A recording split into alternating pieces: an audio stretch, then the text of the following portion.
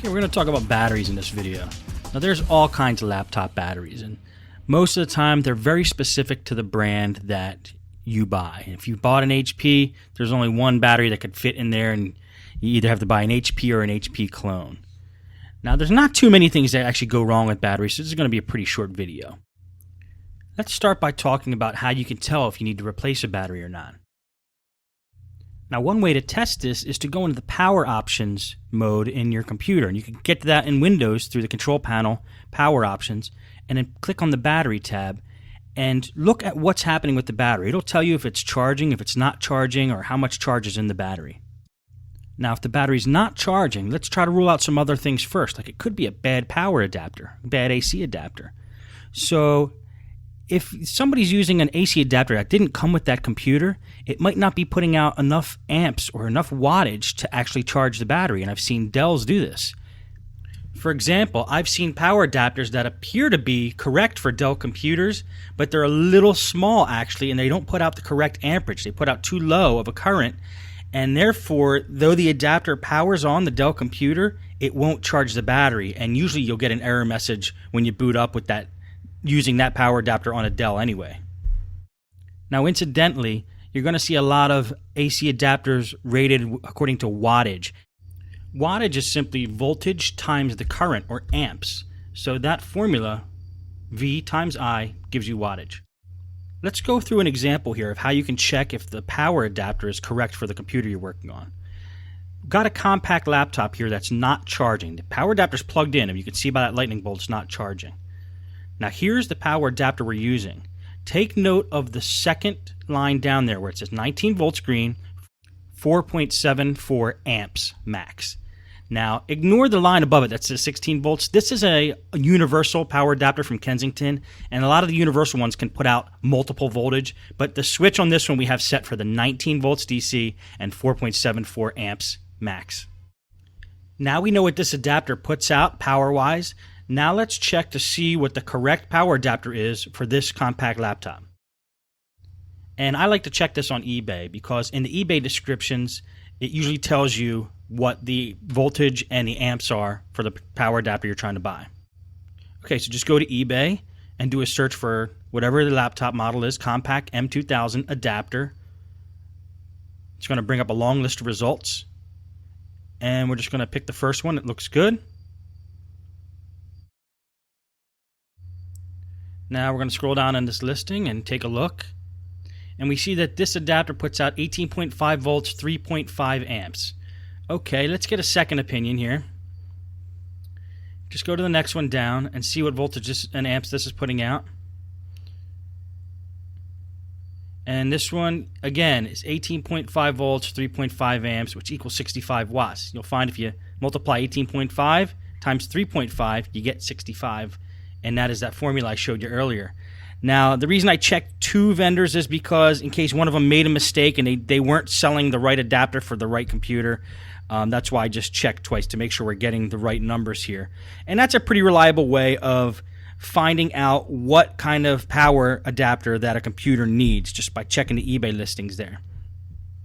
Now, there's one more thing about power adapters I just want to bring up real quick. The amps on an adapter that you buy, that, like for example, that one put out 3.5 amps. Power adapters, you could buy one that puts out 100 amps. The amps can be higher than what is required. So that requires 3.5 amps. You could get one that has 6 amps. You could get a power adapter that has 7 amps. You could get one that has 20 amps. And that will still work with that computer. The thing you don't want to be the wrong number is the volts. You can't put a higher voltage power adapter on a computer that's not rated for it. You will fry it. So if you're trying to hook a 25 volt adapter up to a laptop that's supposed to take an 18 volt adapter, bad move. You probably will fry the motherboard. So the volts has to stay the same. If a computer needs 18.5 volts, then you need to get an AC adapter that puts out 18.5 volts. You don't want to mess with the volts. But you can go higher on the amps. Okay, now where were we? We were trying to see if the adapter that's being used with this compact computer has enough power and current to power the machine and charge the battery. Now, if you remember looking at the power adapter in an earlier shot, you could see that the voltage is 19 volts and that the amps are at 4.74. Now this computer only requires 3.5 amps, so 4.74 is higher than 3.5. This adapter does have the capability of powering this machine. Now I know what I said about volts, and this power adapter says it puts out 19 volts and the computer only takes 18.5, but that's close enough that I'm going to let it slide, and that you shouldn't have a problem when it's 0.5 volt. That you're going to find out with most adapters, 18.5 or 19 are about the same. Now, let's go over the situation where if your DC jack on the laptop is bad and is not making a connection to the motherboard, then it might look like the battery is bad as well because the battery's now not holding a charge or even taking a charge. Now, this has happened a lot in my shop with my customers where their DC jack goes bad. They think their battery's gone bad because it's not taking a charge anymore. They go out and buy a new battery, and then they decide to bring their computer in because the battery's still not charging, even with the new battery. That's because the DC jack is bad. You're going to probably run into this a lot, where the battery's not charging because the DC jack is bad, and until you fix that, the battery's never going to charge. So how do you test if your DC jack is bad? It's simple. Plug in the AC adapter, take the battery out of the computer. If the computer doesn't power on, then you know you have a problem with the DC jack.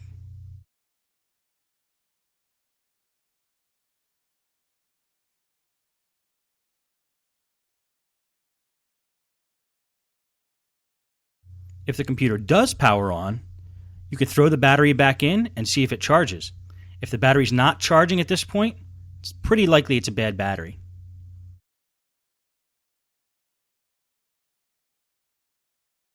Now, it can also be, but it's pretty unlikely, that the charging mechanism inside the computer, like on the motherboard, is bad. Now, I've done a lot of laptop repairs, and I've maybe seen that one time, so I think that's a very rare situation. So it's pretty safe to say right now that the battery is bad. Now, let's go over some other reasons why a battery won't be charging. It could possibly be that the contacts between the battery and the motherboard are not making a connection. Maybe something spilled in there, or there's some film covering the contacts and they're not making a clean connection. One thing you can do is take a toothbrush and just scrub in between the fins of the battery there, and also scrub down the fins where the motherboard connection is. Make sure to use a dry toothbrush, preferably one that has not touched human teeth. Now, I've also seen instances where there's just some kind of flukiness that's happening with the computer, where if you just take the battery out and you put it back in, it might start charging. Maybe there was a malfunction on the motherboard or some circuit, and it wasn't actually taking a charge. Try simple things before you just determine that the battery's bad. Reboot the computer, power the computer down, power it back on, take the battery out, put it back in once or twice, and see what happens. Just doing that may fix the problem.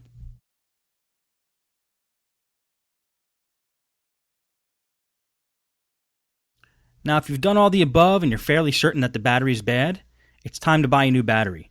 So I'm going to do a walkthrough here of how I buy a battery for my customers or even for myself, and the process that I use to do that.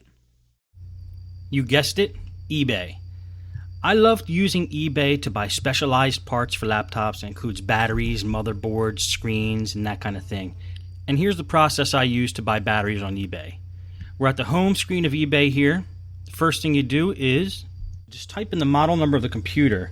This is a Compaq M2000, and then the word battery. We'll probably get a lot of listings for that. And then a little later I'll show you a different way, which might be better. It yielded 645 results. Now that's a lot. When I get that many results, I actually like to sort it by price, because that's too many to go through one by one, so we might as well try to get the cheapest ones first. And I like to order from this country. I'm in the U.S., so I like sellers that ship from the U.S.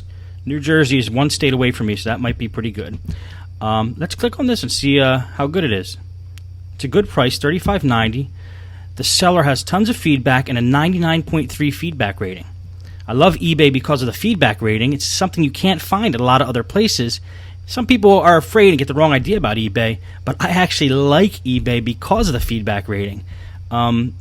What some people aren't thinking with is not a lot of websites have feedback ratings, so you could basically it's easier to get screwed somewhere else, I think, than to get screwed on eBay. The only way you can really get in trouble is if maybe somebody overtook Optimum Solution as a username here, his account or something, and stole his account and then was trying to scam, but it doesn't really happen often. I buy on eBay all the time. Now, this is a battery for a couple of the models of the Compact Presario, and M2000 is included in there, so we should be okay. Now, this is a fine battery from a third party. This is not HP.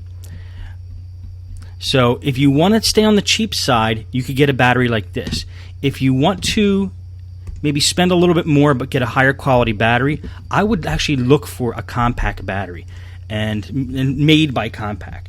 The way I do that is I search for the word genuine in front of what I typed before on my search, and now we only get 6. But we now have HP batteries. Now here's a compact genuine battery, M2000.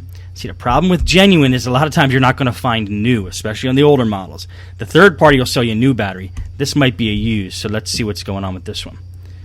And this is a compact battery. And let's see if they tell us, okay, it's great cosmetic condition, excellent working condition. Okay, so this is a used.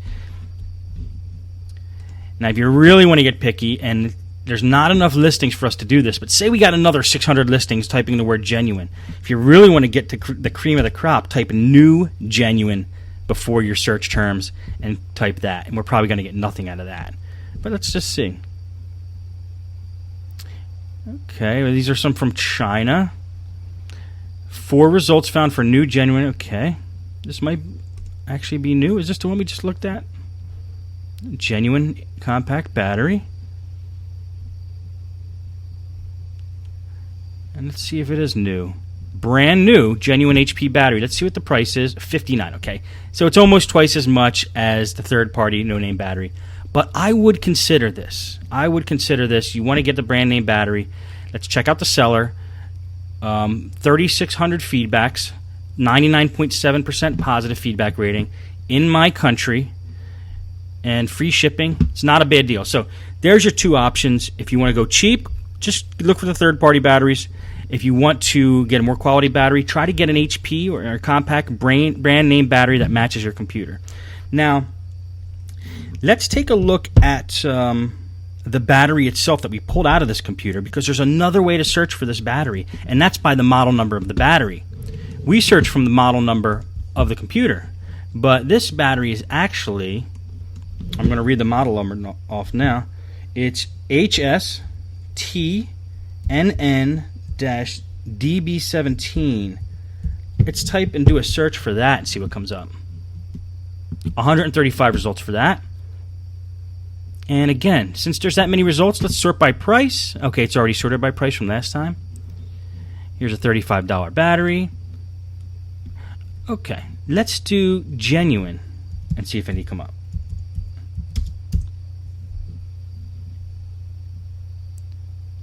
Five results for genuine. Decent prices for a genuine, but they look like they're used. And if we type new genuine, again, we're probably going to get almost nothing. There's new genuine. There's only 2. One's 52 and one's 78. So that's pretty much where you're going to be ending up. Usually, for almost any battery, you're going to find it. $35, $30 will get you a third-party new one. And around between 60 and up to 90, you can get a new genuine one. It's all up to you. If you could swing the genuine one, I recommend the genuine one. If you need to just get by, then the third-party one is fine. And that's how I do battery shopping on eBay.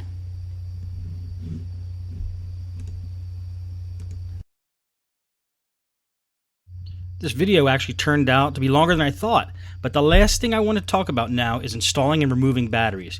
You got your battery, you bought it on eBay or wherever you got it, got delivered, and now it's time to install it or take an old one out.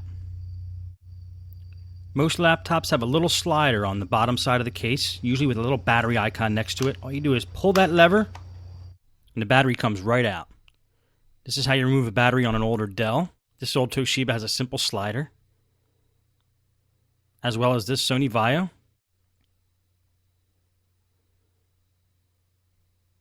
Here's a few more with a simple slide switch.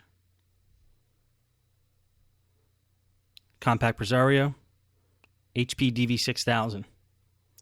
Now, some have a locking mechanism so the battery doesn't fall out. You're going to see an icon like that. And what you do is you unlock it first, then you hit the slider switch, pull it out, unlock, slide, and pull out. Here's another one. And another one with a locking mechanism. Not very complicated. Then to put it back in, just snaps right back in, no problems. And this one you kind of have to angle in. And there you have it for batteries.